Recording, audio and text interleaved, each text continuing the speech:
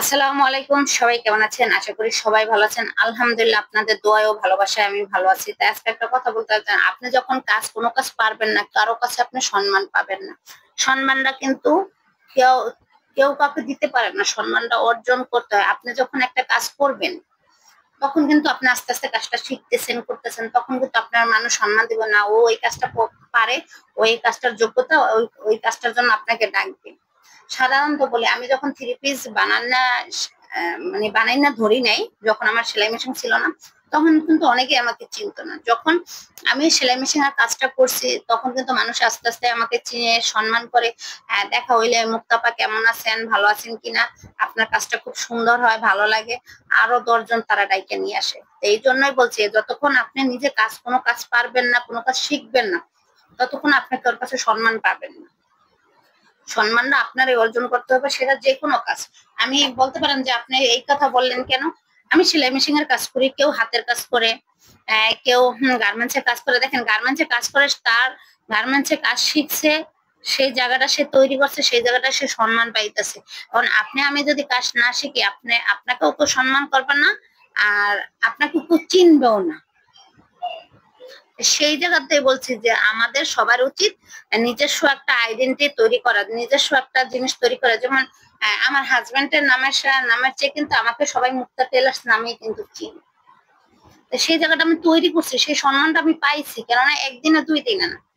আমি 2014 সাল থেকে টেলারি কাজ করি, এখন 2025 সাল। এ পর্যন্ত কিন্তু মানুষ আমাকে আস্তে আস্তে অনেকেই চিনতেছে। আর এখন কেউ যদি বলে যে মুক্তা টেলার্স এর বাড়ি চিনো, সবাই কিন্তু বলে। কিন্তু সেই জায়গাটা আমি অর্জন করছি, সেই বিশ্বাসটা মানুষের অর্জন করছি। তাই এখন আপনার যদি ঘরে বসে বললেন অমুকে আমার চিনে না, তমুকে আমাকে চিনে না, আমাকে কেউ কাজে ডাকে না, আপনি কি একবারও নিজের দিকে আঙুল তুলে আঙুল আঙুল দিয়ে দেখছেন যে আপনি কি কাজটা পারেন? আপনাকে কেন ডাকবো, কিসের জন্য ডাকবো, আপনি কিসের অভিজ্ঞতা আছে? যে যে কাজটা পারবে তাকে সেই কাজের জন্যই ডাকবে।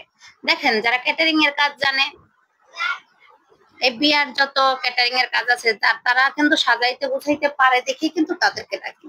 তারা যদি না করতো, তাদের কেউ ডাকতো না। দেখেন, আমি সুতা বিক্রি করে দেখে সবাই আমার কাছে আসে, এটা আমার একটা কাজের অভিজ্ঞতা। যদি আমি এটা না বুঝতাম, তাহলে কিন্তু করতে পারতাম না।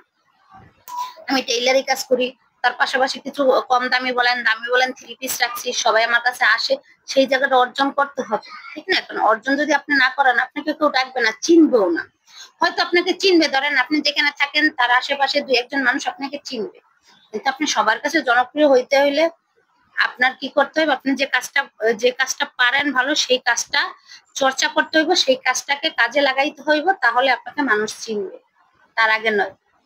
আপনি যতই পড়ালেখা করেন, যতই কিছু করেন, আপনি যদি সেই পড়ালেখাটারে কাজেই না লাগাইতে পারেন, তাহলে আপনাকে কিন্তু কেউ চিনবে না।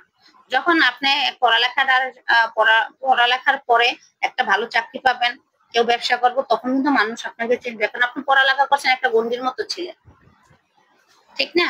এখন আপনি গণ্ডিটা পেরোইতে হইলে আপনাকে অনেকে চিনবে, জানবে, আপনাকে সম্মান করবে। আপনি যে কাজটা পারেন, সেই কাজটা যদি মন দিয়ে, প্রাণ দিয়ে, মানে সব ভালোবাসা দিয়ে সেই কাজটা যদি করেন, আসলে আপনি সাকসেস হবেন। সবাই আপনাকে মনে রাখবো, সম্মান করবে, এইটাই হলো কথা। যদি আমার কথা ভুল ত্রুটি হয়ে থাকে, ক্ষমার দৃষ্টিতে দেখবেন। ভালো থাকবেন সবাই। আল্লাহ হাফেজ। আসসালামু আলাইকুম।